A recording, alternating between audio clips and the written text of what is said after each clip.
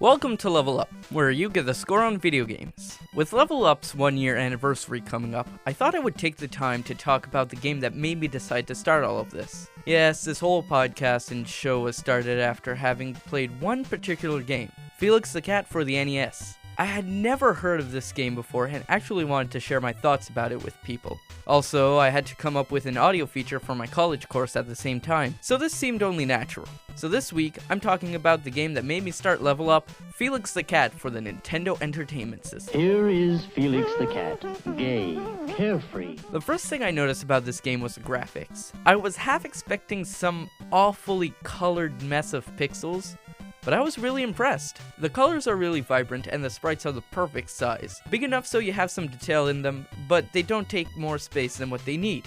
Like Dr. Mario, this game was released late in the NES's life, 1992 to be exact, and is almost on par with its graphics. The music in this game is also really good, having an upbeat and carefree overtone, much like Felix himself.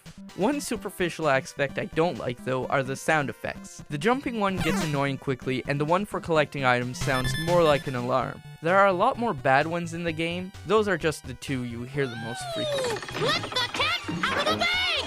As with Jackie Chan's action kung fu, I find the gameplay in this platformer very smooth. It's fair to point out that they were both published and developed by the same company, Hudson Soft. In this game, you seem to slide a bit more than you did in Jackie Chan's action kung fu though, which makes it easy to run into enemies by accident, but even easier to hit enemies with an attack while sliding. One of the main attractions of this game is Felix's power-ups. There are these Felix head icons everywhere in the game, and every time your amount hits a number ending in 0, a heart comes out. Collect this and Felix gets another power-up, which also indicates how many hits he can take. On land, he goes from using a punch glove, to surrounding himself in stars, to a one-wheeled car with a killer horn, and his final power-up is a tank. This is awesome, cause it's a cat driving a tank. Now I demand you tell me more about this tank. Also, I mentioned that it's only on land that he has those particular upgrades, because Felix has some flying and water-based levels, each with their different power-ups. These levels play out differently and are an occasional and refreshing change. Why, it's like black magic, I can't understand it. My one major problem with this game is that it's too easy. Honestly, the first time I played this game, I beat it in like an hour and never saw the continue screen.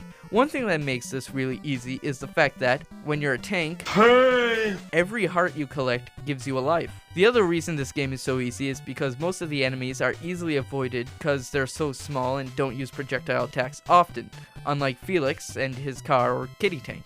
Some of the enemies in the flying levels do use ranged attacks, but you can just go under them. But here's how dying can become easy. If you die, you have the weapon that is the hardest to kill enemies with, and one hit will kill you. And like I said, it's more than possible to accidentally slide into enemies. Still, this game is so easy that it's not hard to avoid a few enemies until you get at least 10 Felix heads and power-ups. This should be fun! What can I say about Felix the Cat except that it's good fun, but far too easy? But hey, that's not really a big issue. This game is probably underrated for several reasons. First off, it's timing. It came out when the Nintendo was dying. Secondly, it's the subject. You have to admit, Felix is rather old and a little obscure for most people. Finally, this game is slightly rare because of its timing, so not talked about often, despite being awesome enough to give a tank to a cat.